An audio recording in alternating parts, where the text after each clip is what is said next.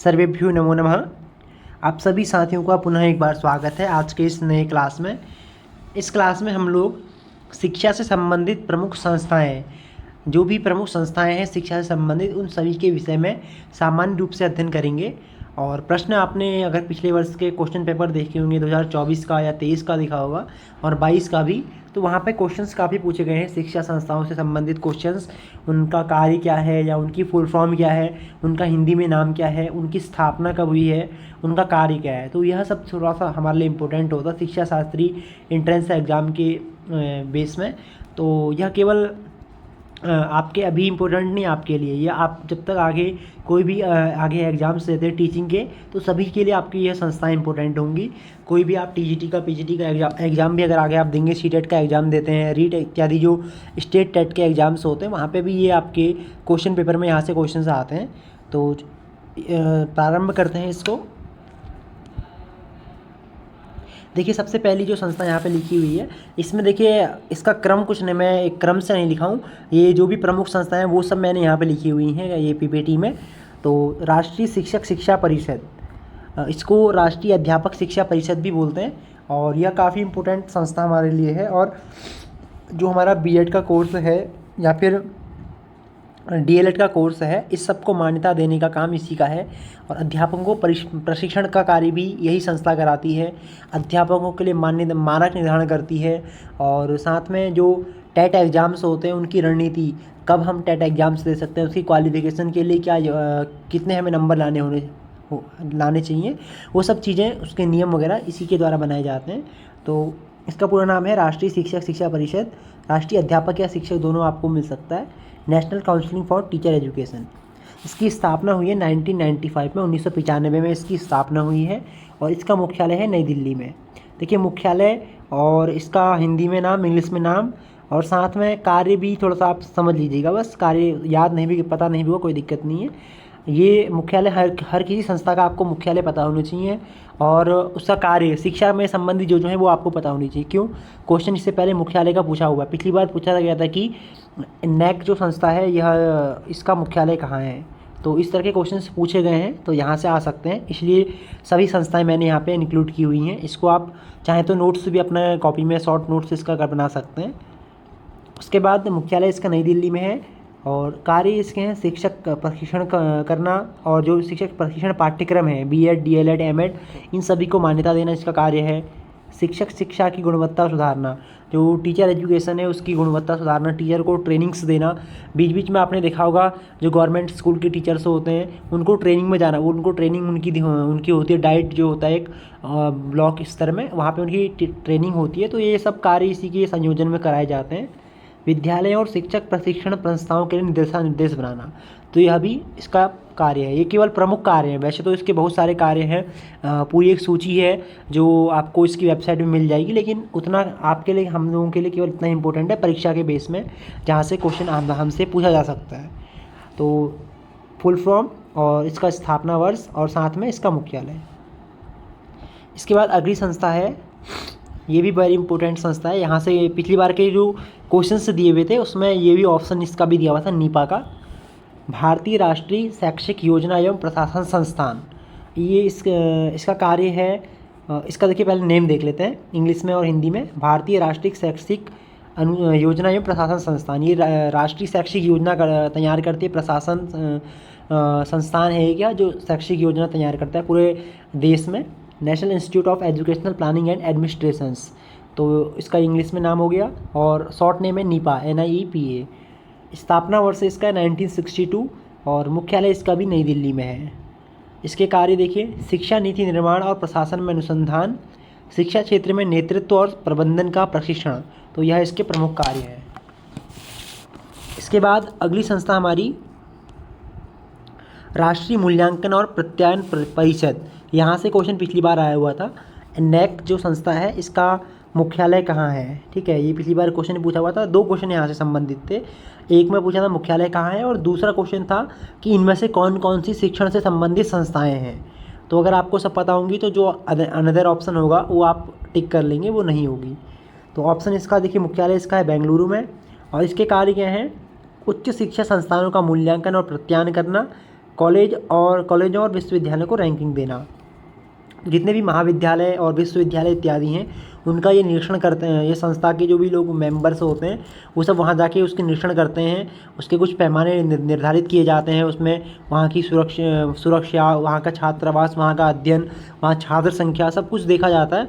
उसके अनुसार रैंक उस विश्वविद्यालय को दी जाती है। जैसे अभी हमारा जो केंद्रीय संस्कृत विश्वविद्यालय है उसको भी A++ की श्रेणी दी हुई है, यही नेक के द्वारा। जो नेक संस्था है, राष्ट्रीय मूल्यांकन और प्रत्यायन परिषद, national assessment and accreditation council.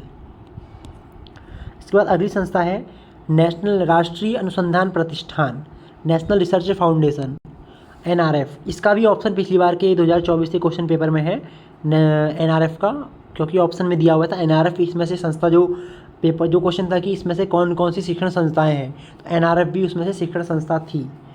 तो इसकी स्थापना देखिए अभी हाल ही में जो 2020 की शिक्षा नीति है उसमें प्रस्तावित है, जो 2020 की शिक्षा नीति है उसमें प्रस्तावित है इसकी स्थापना, और मुख्यालय इसका भी नई दिल्ली में है। और स्थापना इसमें ये कार्य करना स्टार्ट हो गया। ये जो नेशनल रिसर्च फाउंडेशन है 2020 के बाद उसमें जो एजुकेशन पॉलिसी वहाँ पे परख और भी काफ़ी संस्थाएं इस तरह के निर्माण की योजनाएं रखी गई थी, तो उसी में इसका भी वहाँ पे प्रस्तावना इसकी भी रखी गई थी। इसका कार्य क्या है देखिए, उच्च शिक्षा में शोध को बढ़ावा देना। देखिए NRF रिसर्च, तो रिसर्च मतलब अनुसंधान को बढ़ावा इसने देना है, शोध को बढ़ावा देना है। तो छात्रों में छात्र शोध अच्छे से कैसे कर पाएँ, और शोध एक उसमें एक्टिव एनर्जी कैसे आए और एक अच्छे ढंग से कैसे हो पाए, ये सब चीज़ें इसके द्वारा की जाती हैं। विज्ञान, सामाजिक विज्ञान, प्रौद्योगिकी और नवाचार में अनुसंधान को प्रोत्साहन। तो साइंस और सोशल साइंस एंड टेक्नोलॉजी और ये सब चीज़ों में जो रिसर्च है उसको ये प्रोत्साहन प्रदान करना इसका कार्य है। मुख्यालय इसका भी नई दिल्ली में। देखिए अधिकतर जो है सबका मुख्यालय नई दिल्ली में है, और जो नेक थी उसका कहना था बेंगलुरु में। अगली संस्था देखिए राष्ट्रीय शिक्षा अनुसंधान और प्रशिक्षण परिषद, बहुत इंपॉर्टेंट है, वेरी वेरी इंपॉर्टेंट है, वेरी वेरी इंपॉर्टेंट, ठीक है। NCERT, national counselling for research and educational training, तो इसकी इंग्लिश में यह फुल फॉर्म है। राष्ट्रीय, हिंदी में इसका है देखिए, मेन आपको इंग्लिश नहीं देता, वहाँ हिंदी में देगा, हिंदी, क्योंकि संस्कृत का आपका क्वेश्चन पेपर है तो वहाँ पे हिंदी में आपको देगा राष्ट्रीय शैक्षिक अनुसंधान और प्रशिक्षण परिषद। तो इसका हिंदी में नाम है NCERT का, राष्ट्रीय शैक्षिक अनुसंधान और प्रशिक्षण परिषद। इसकी स्थापना हुई है 1961 में, ठीक है। स्थापना कब हुई है? 1961 में। मुख्यालय इसका भी नई दिल्ली में है। और इसका जो कार्य है NCERT की, आपने बुक भी पढ़ी होंगी, आगे आप CTET का एग्ज़ाम देंगे वहाँ पे भी आपको इसकी बुक्स पढ़नी होती हैं। जो क्लास 6 से लेके 12th तक जो हमारे गवर्नमेंट स्कूल्स होते हैं, या KVS है, DSSB है, जो मतलब सेंट्रल गवर्नमेंट के जो भी स्कूल हैं वहाँ पे इसी के द्वारा जो बुक्स बनाई गई हैं वो वहाँ पे पाठ्यक्रम में हमें देखने को मिलती हैं। स्कूली शिक्षा में पाठ्यक्रम और शैक्षिक नीतियों का विकास करना, CBSE तथा अन्य शैक्षिक बोर्डों का मार्गदर्शन करना, शिक्षक प्रशिक्षण कार्यक्रम, तो ये सब इसके प्रमुख कार्य हैं राष्ट्रीय शिक्षा अनुसंधान और प्रशिक्षण परिषद के। देखिए अनुसंधान भी है, प्रशिक्षण भी है, ठीक है। ये पूरे, वैसे मुख्य इसका कार्य जो है ना क्लास 1 से लेके 12 तक में है, क्लास 1 से लेके 12 तक। इसके बाद अग्रिम संस्था है केंद्रीय माध्यमिक शिक्षा board, CBSE, central board of secondary education. इसका यह है केंद्रीय माध्यमिक शिक्षा बोर्ड, हिंदी में पूरा नाम हो जाएगा। इसकी स्थापना हुई 1962 में। NCERT की कब हुई थी? 1961 में, और इसकी स्थापना हुई है 1962 में। NCERT 1961, मुख्यालय दिल्ली, और इसका भी मुख्यालय नई दिल्ली में ही है। इसके कार्य क्या हैं? स्कूली शिक्षा के लिए पाठ्यक्रम और परीक्षा प्रणाली का संचालन, और नीट, JEE जैसी परीक्षाओं का आयोजन, तो ये प्रमुख इसके कार्य हैं। और देखिए जो CBSE बोर्ड आपने सुना होगा, वो जो भी हमारे जो प्राइवेट कॉलेजेस होते हैं उसको मान्यता किससे मिली होती है? इसी के द्वारा ये सबको मान्यता प्रदान करता है। जितने भी आप अगर प्राइवेट कॉलेजेस जो भी हमारे आसपास में प्राइवेट स्कूल्स हैं वो सबकी मान्यता CBSE के द्वारा, उनको CBSE मान्यता उनको प्रदान करता है, उनका निरीक्षण करने के बाद उनको मान्यता देता है। और जो एग्ज़ाम्स हमारे होते हैं, बोर्ड के एग्ज़ाम्स होते हैं, और साथ में भी CTET का एग्ज़ाम जो हमारा अभी आप लोग देंगे आगे B.Ed करेंगे तो वो भी CBSE ही करवाता है। ये central board of secondary education, यही उस एग्ज़ाम्स को कराता है CBSE। अगला देखिए उसके बाद राष्ट्रीय परीक्षा एजेंसी NTA, ये भी एक प्रमुख एजेंसी है, एक संस्था है। अभी जो आपकी CUET PG का एग्ज़ाम हो रहा है इसको भी यही संस्था करा रही है, नेशनल टेस्टिंग एजेंसी। यही संस्था जितने भी अभी प्रेजेंट में CUET UG है, CUET PG है, ये नेट का एग्ज़ाम है, JEE का एग्ज़ाम है, और जो भी ये मेडिकल संबंधी जो एंट्रेंस एग्ज़ाम है, नीट का एग्ज़ाम, तो सभी ये करा दिया NTA, राष्ट्रीय परीक्षा एजेंसी, नेशनल टेस्टिंग एजेंसी इसका इंग्लिश में नाम है। और पर स्थापना इसकी 2017 में हुई है। मुख्यालय इसका भी नई दिल्ली में है। और कार्य मैं आपको बता ही दिया हूँ, UGC नेट, नीट, JEE और CUET जैसी प्रतियोगी परीक्षाओं का आयोजन करना, परीक्षा प्रणाली की पारदर्शिता और कुशलता सुनिश्चित करना, तो ये सब इसके प्रमुख कार्य हैं NTA के। ये केवल परीक्षा कराती है, बाकी आगे का कार्य वो विश्वविद्यालय का स्वतः होता है। जब अग्रिम संस्था है विश्वविद्यालय अनुदान आयोग, विश्वविद्यालय अनुदान आयोग UGC, यूनिवर्सिटी ग्रांट्स कमीशन। इसकी स्थापना हुई है 1956 में। सबसे पहले अभी तक की जितनी संस्थाएं हैं उनमें से इसकी स्थापना हुई 1956 में। विश्वविद्यालय अनुदान आयोग, मुख्यालय नई दिल्ली। देखिए सभी का मुख्यालय अभी तक आपने देखा होगा अधिकांशतः नई दिल्ली में है, बस एक जो नेक्स्ट संस्था थी उसका बेंगलुरु है। देखिए जो जिसका मुख्यालय थोड़ा अलग है, हटके है, वहाँ से क्वेश्चन आपसे पूछा गया है। विश्वविद्यालयों के लिए मानक निर्धारित करना, उच्च शिक्षा संस्थानों को अनुदान प्रदान करना, विश्वविद्यालयों को मान्यता देना, तो इसके प्रमुख यह कार्य हैं। देखिए UGC जितने भी हमारे यूनिवर्सिटीज़ हैं और विश्वविद्यालय हैं उनको मान्यता देने का काम करती है, उनका निरीक्षण करती है, और कुछ भी नए नियम हो तो UGC के द्वारा ही उन विश्वविद्यालयों में लगाए जाते हैं। जैसे NCERT का कार्य क्लास 12 तक का है, उसी तरह UGC का हायर एजुकेशन में UG PG जो भी है, शोध इत्यादि, PhD इत्यादि सब जगह का कार्य UGC का है। इस बार नेक्स्ट देखिए, अखिल भारतीय तकनीकी शिक्षा परिषद AICTE, ये भी पिछली बार के ऑप्शन में आपके था। अखिल भारतीय तकनीकी शिक्षा परिषद ये पूरा नाम इसका है, और 1945 में इसकी स्थापना की गई है। नई दिल्ली इसका मुख्यालय है। कार्य इसके हैं तकनीकी और प्रबंधन शिक्षा के मानक तय करना, जो टेक्निकल स्टडी है, टेक्निकल नॉलेज है, टेक्निकल एजुकेशन है और मैनेजमेंट एजुकेशन है, उसका मानक निर्धारण करना इसका कार्य है। इंजीनियरिंग और मैनेजमेंट कॉलेजों को मान्यता देने का कार्य भी इसका ही है। जो इंजीनियरिंग कॉलेज जितने भी हैं और मैनेजमेंट के जो भी कॉलेजेस हैं, जैसे आप इस समय होटल मैनेजमेंट का कोर्स चल रहा है, और बहुत सारे ऐसे टेक्नोलॉजी संबंधित कोर्सेज हैं, ग्राफिक के कोर्स चल रहे हैं, और भी AI के कोर्स चल रहे हैं, तो ये सब के जो मान्यता इनको देती है ये AICTE के द्वारा इनको मान्यता दी जाती है। अग्रिम संस्था है राष्ट्रीय शैक्षिक प्रौद्योगिकी फोरम, ये भी 2020 की शिक्षा नीति में ही ये प्रस्तावित किया गया है, तो ये भी इम्पोर्टेंट है क्योंकि 2020 से काफ़ी क्वेश्चन पूछे जा रहे हैं इस समय जो शिक्षा नीति है वहाँ से।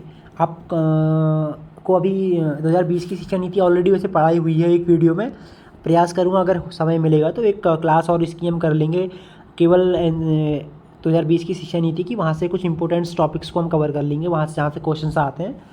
स्थापना वर्ष देखिए इसका नेशनल एजुकेशनल टेक्नोलॉजी फोरम, राष्ट्रीय शैक्षिक प्रौद्योगिकी फोरम, इसका कार्य अभी हम देख लेंगे।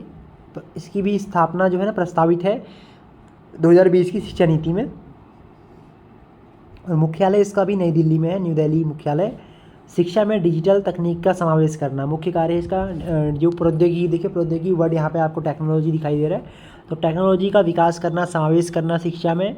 ऑनलाइन लर्निंग और एडटेक स्टार्टअप्स को प्रोत्साहित करना, तो ये भी इसका मुख्य कार्य है। अब आप देख ही रहे प्रेजेंट में हमारी ऑनलाइन लर्निंग, जो पुस्तकालय हैं, पुस्तकालय का रूप किसने ले लिया, हमारे जो टैबलेट्स हैं, कंप्यूटर हैं, उन्हें पुस्तकालय का रूप ले लिया है। आने वाला एक समय ऐसा रहेगा जो पुस्तकालय में जो किताबें रखी गई है ना, वो केवल एक जैसे संरक्षण स्थल है ना हमारे हड़प्पा कालीन, जो प्राचीन कालीन हड़प स्थल हैं, उनको हम देखने जाते हैं, उनका संगठन किया गया सरकार के द्वारा। ऐसी विश्वविद्यालय को आने वाले समय में पुस्तकालय का संगठन करना होगा, क्योंकि वहाँ पे बस लोग जाएंगे तो अपने पास किताबों, बहुत ही कम किताबें इस समय हम लोग देख रहे हैं। ओनली हमारे पास जो मोबाइल है हमारी टेक्नोलॉजी का इतना प्रयोग हम लोग कर रहे हैं, आईपैड, हमारा कंप्यूटर, टोटल जितने बुक्स हैं वो सब PDF रूप में हमारे पास अवेलेबल हैं, वहीं से हम टोटल पढ़ रहे हैं। और क्लासेस सब आप देखिए यूट्यूब में आपको अवेलेबल हो जा रही हैं, और कोर्सेज सभी संचालित हो रहे हैं, गूगल मीट्स इत्यादि जितने भी वेबसाइट्स हैं हम उनका प्रयोग कर रहे हैं इस समय। और AI हमारा आर्टिफिशियल इंटेलिजेंस इतना हावी हमारे पास इस समय हो चुका है। अभी तक क्या होता था कि हम लोग जिस प्राचीन समय हम जो कुछ समय, अगर हम 10 साल पहले की बात करें तो मनुष्य जितना कहीं भी कुछ उसको बोलना है तो क्या करेगा, वो रिसर्च करता था, 10 किताबों को देख के उसमें से थोड़ा टॉपिक्स लिया, थोड़ा वहाँ से लिया, इस तरह से वो एक भूमिका तैयार करता था। आजकल क्या है, माइंड लगाना ही नहीं है, हमें अपना मस्तिष्क का प्रयोग ही नहीं करना है, बस जाना है एआई में सर्च करना है, ये टॉपिक है, आप बताइए शिक्षा नीति के बारे में बताओ, जो मतलब कोई भी टॉपिक हम जाते हैं गूगल में सर्च कर रहे हैं। तो ये सब चीज़ें क्या है, एक हिसाब से हमारे लिए अच्छी भी हैं टेक्नोलॉजी के हिसाब से, और अगर बोध के हिसाब से हम देखें, हमारा अवबोध बहुत कम हो इससे हो रहा है। बस हम उसको जब पढ़ रहे हैं वहाँ तक, तो उस टाइम तो हमारे माइंड में हम समझ रहे हैं, लेकिन एक लॉन्ग टाइम, जो लॉन्ग टाइम की मेमोरी होती है, वहाँ तक, वहाँ हमारे लिए वो हानिकारक है। हम लंबे समय तक उसको स्मरण नहीं कर पा रहे हैं, क्योंकि हमने उसमें रिसर्च ही नहीं की, हम उसको मेहनत ज़्यादा नहीं किए हुए हैं। तो ये सब चीज़ें दिखाई दे रहा है। तो आने वाला समय सब टेक्नोलॉजी का ही है, यह सब चीज़ें हैं। तो ये सब कार्य इसके हैं, डिजिटल पाठ्यक्रम, smart classroom, e learning platform का विकास करना। तो ये सब कार्य NETF जो राष्ट्रीय शैक्षिक प्रौद्योगिकी फोरम है, इसके कार्य हैं। और देखिए ना, प्रेजेंट में होने भी स्टार्ट हो चुका है, जो बहुत हायर स्टडी वाले मतलब थोड़ा एक अच्छा लेवल जिन प्राइवेट कॉलेजेस का है, वहाँ पे क्या है, इस समय टैबलेट ले जाना अनिवार्य कर दिया है। जो भी छात्र वहाँ पढ़ रहा है वो टैबलेट लेके आएगा, उसी से उनकी सारी क्लासेस हो रही हैं, उसी में सब बुक्स उनको खोलनी ओपन करनी है। तो मतलब बैग जो है ना, बैग लर्निंग विदाउट बर्डन आपने पढ़ा था इससे पहले, NCF 2005 जब मैंने आपको पढ़ाया था, तो उसमें उन्होंने लिखा था कि भार मुक्त शिक्षा, ये क्वेश्चन पूछा भी जाता है, लर्निंग विदाउट बर्डन मतलब बिना बोझ के शिक्षा, ये किस में कहा गया है। तो NCF जो 2005 का हमारा था, उसकी रणनीति थी, उसका एक मुख्य प्रस्ताव था कि छात्र को जो बहुत ज़्यादा बस बैग है, बोझ मतलब बोझ ले जाता है ना, कि बोझ मतलब बहुत भारी बैग हो जाता है वो विद्यालय जाते समय, तो वो ना ले जाना पड़े, तो बिना बोझ के शिक्षा, तो ये इसका एक रणनीति थी। तो आने वाले समय में वही हमको दिखाई दे रही है, स्मार्ट क्लासरूम हमारे हो गए हैं, तो ये सब चीज़ें देखने को मिल रही हैं। तो यह है NETF राष्ट्रीय शैक्षिक प्रौद्योगिकी फोरम। अगला उसके बाद उच्च शिक्षा आयोग, higher education commission of India. अभी ये इसकी स्थापना हुई नहीं है, ये भी होने वाली है, अभी चल रहा है। UGC इत्यादि जो भी संस्थाएं हैं वो इसका कार्य कर रही हैं अभी। ये प्रस्तावित है ये भी, और ये क्वेश्चन इस समय यही पूछे जा रहे हैं, जो भी 2020 की शिक्षा नीति में प्रस्तावित संस्थाएं हैं वो ज़्यादा इंपॉर्टेंट आप लोगों के लिए हैं। इसका मुख्यालय भी नई दिल्ली में है, और कार्य देखिए क्या होगा, UGC, AICTE और अन्य शिक्षा नियामक संस्थानों का स्थान लेना। अभी लिया नहीं है, स्टार्ट होने वाला, धीरे धीरे आपको देखने को मिलेगा यह भी। तो हायर एजुकेशन कमीशन होगा वो। तो UGC जो कार्य कर रही है वो सब के कार्य इसके पास आ जाएंगे। उच्च शिक्षा में गुणवत्ता और शोध को बढ़ावा देना। हायर एजुकेशन में जो हमारी क्वालिटी है एजुकेशन की, उसको डेवलप करना और रिसर्च को डेवलप करना। वित्तीय नियमन और अकादमिक मानकों का निर्धारण करना। तो सभी विश्वविद्यालय कितना फंड किस विश्वविद्यालय को देना है, कहाँ कैसे हम एजुकेशन का जो 6 पॉइंट हमारी GDP का, देखिए ये भी एक प्रश्न आपका पूछ सकता है। जो NEP 2020 है उसके अनुसार शिक्षा में कितना % हमको अपना जो बजट है उसको पास करना है, कितना खर्च करना है, तो अपने GDP का, हमारे बजट का 6% हमें शिक्षा में खर्च करना होगा। तो ये भी इसका एक प्रस्ताव है NEP 2020 का। अगला क्वेश्चन, अखिल भारतीय चिकित्सा विज्ञान संस्थान, ये भी एक इम्पोर्टेंट संस्थान है। एम्स जो आप नाम सुने होंगे, एम्स के हॉस्पिटल भी आपने देखे होंगे। तो एम्स है all India institute of medical science, स्थापना 1956, और नई दिल्ली में ही इसका मुख्य संस्थान है और मुख्यालय भी है। कार्य हैं इसके उच्च चिकित्सा शिक्षा और अनुसंधान, MBBS, MD, MS, super specialist courses का संचालन। तो जो भी कोर्सेज हैं सब जो मान्यता इत्यादि मिलती है वो एम्स के द्वारा दी जाती है, और उनका अनुसंधान इत्यादि जो भी रिसर्च है हमारी हेल्थ संबंधित चीज़ों में, ये सब इसमें आपको देखने को मिलेगी मेडिकल साइंस में, ये एम्स में, all India institute of medical science. अगला है भारतीय प्रबंधन संस्थान, मैनेजमेंट के जो हैं IIM, ये भी इम्पोर्टेंट बहुत अच्छा है, एक संस्थान है, Indian institutes of management. IIM आपको प्रमुख शहरों में, और इसके बहुत सारे प्रमुख कॉलेजेस हैं, इसके लिए भी एंट्रेंस एग्जाम आपको देना होता है। MBA इत्यादि BBA जो कोर्सेज हैं सब आप यहाँ से करेंगे तो ज़्यादा मान्यता इस समय ऐसे कोर्सेज़ को, टेक्नोलॉजी संबंधित कोर्सेज़ को दी जा रही है। स्थापना 1961, पहला IIM जो है वो अहमदाबाद और कोलकाता में खोला गया था। इसका मुख्यालय अलग अलग राज्यों में विभिन्न IIM संस्थान है। तो मुख्यालय देखिए एक विशेष मुख्यालय नहीं है, हर किसी संस्थान का अपना खुद का मुख्यालय है। तो ये बेंगलुरु में है, बहुत हर किसी स्टेट में आपको देखने को मिल जाएंगे IIM। तो उसका संस्थान का खुद का मुख्यालय खुद के ही सेंटर में है। इसका कार्य है प्रबंधन और व्यवसाय अध्ययन में उच्च शिक्षा प्रदान करना, और MBA, PGDM और अन्य मैनेजमेंट प्रोग्राम्स का संचालन करना। तो यह इसके मुख्य कार्य हैं। अगला है वेरी इंपॉर्टेंट है, ये भी अच्छा है, ये आपका जो 1968 की शिक्षा नीति हमारी 1968 की थी, उसमें ही इसका प्रस्ताव भी रखा गया था। इंदिरा गांधी राष्ट्रीय मुक्त विश्वविद्यालय, जो आप काफ़ी छात्र इस समय इससे एमए इत्यादि या बीए इत्यादि कोर्सेज करते भी हम लोग। तो इग्नू जो है, Indira Gandhi national open university, एक अच्छा संस्थान हमारे लिए है जहाँ से हम घर बैठे अपना अध्ययन इत्यादि कर सकते हैं। तो इंदिरा गांधी राष्ट्रीय मुक्त विश्वविद्यालय इग्नू, स्थापना इसकी हुई 1985 में, मुख्यालय नई दिल्ली। कार्य है मुक्त और दूरस्थ शिक्षा के माध्यम से उच्च शिक्षा प्राप्त करना, प्रदान करना, लाखों छात्रों को सस्ती और सुलभ शिक्षा उपलब्ध कराना। तो ये मुख्य इसके कार्य हैं। और देखिए इसमें आप लोग के लिए भी एक अच्छा ऑप्शन है, एक साथ आप डबल कोर्स कर सकते हैं। मान लीजिए बीएड आप करें तो बीएड के साथ में आप एमए भी कर सकते हैं। इससे आपका टाइम बच जाएगा और चीज़ें आपके लिए अच्छी रहेंगी। आगे प्रयास करेंगे, हम आपको एक आध वीडियो इसमें उपलब्ध कराएंगे हमारे चैनल में। तो बीएड आप कर रहे हैं साथ में, देखिए ये आपका रेगुलर कोर्स हो जाएगा और ट्रेनिंग कोर्स ये हो जाएगा, और साथ में आप इग्नू से एमए कर सकते हैं संस्कृत से आप चाहें तो। ये एक क्या है ना, आगे आप जब बीएड आपके साथ, बीएड के साथ में एमए भी आप कर लेंगे, दो कोर्स आपके एक साथ में कंप्लीट हो जाएंगे। और आगे की जो भी भर्तियाँ आती हैं तो टीजीटी के साथ पीजीटी के लिए भी आप अप्लाई कर पाएंगे। तो एक अच्छा ऑप्शन आप सभी के लिए है, तो ये भी आप कर सकते हैं। अगला देखिए है भारतीय तकनीकी संस्थान IIT, Indian institute of technology, इससे भी आप परिचित होंगे। इसकी स्थापना वर्ष 1951, पहला आईआईटी खड़गपुर में। मुख्यालय भारत के विभिन्न शहरों में आईआईटी संस्थान है, सभी जगह है, तो इसका खुद का मुख्यालय खुद के संस्थान कैंपस में होता है। इंजीनियरिंग और तकनीकी शिक्षा में उच्च गुणवत्ता प्रदान करना, शोध और नवाचार को बढ़ावा देना, तो इसके मुख्य कार्य हैं आईआईटी के। तो एक आईआईटी होता है, एक आईआईटीआई होता है, ये दोनों डिफरेंस हैं, आईआईटीआई और आईआईटी। ठीक है, आईआईटी और आईआईटीआई। अगला देखिए एससीईआरटी, ये भी इम्पोर्टेंट संस्थान है। ये देखिए जैसे एनसीईआरटी आपने देखा था, उसका कार्य क्या था, नेशनल लेवल में बुक्स इत्यादि का संचालन करना, मान्यता इत्यादि का कार्य करना। तो ऐसे ही एससीईआरटी का कार्य होता है राज्य में, अपने स्टेट में बुक्स इत्यादि और प्रशिक्षण इत्यादि शिक्षकों का, ये सब कार्य एससीईआरटी के होते हैं, राज्य शैक्षिक अनुसंधान और प्रशिक्षण परिषद। इसकी भी स्थापना वर्ष देखिए, प्रत्येक स्टेट में अलग अलग इसका टाइमिंग पीरियड है। और प्राथमिक और माध्यमिक शिक्षा में पाठ्यक्रम निर्माण ही करती है, साथ ही शिक्षकों के लिए प्रशिक्षण कार्यक्रम इसके द्वारा आयोजित किए जाते हैं। तो हर किसी राज्य का आपने देखी होंगी, जैसे एनसीईआरटी की बुक्स और जो जितने भी सेंट्रल कॉलेज हैं, स्कूल्स हैं, वहाँ पे चलती हैं। और एससीईआरटी अपने स्टेट में वो लोग चलाते हैं। तो एससीईआरटी और एनसीईआरटी, ये है नेशनल लेवल, ये स्टेट लेवल, तो ये थोड़ा डिफरेंस इसमें है। अगला है और ये लास्ट है यहाँ इस पीपीटी का, जो इम्पोर्टेंट देखिए, जो इतने अगर आपको पता है तो क्वेश्चन इससे बाहर नहीं आएगा।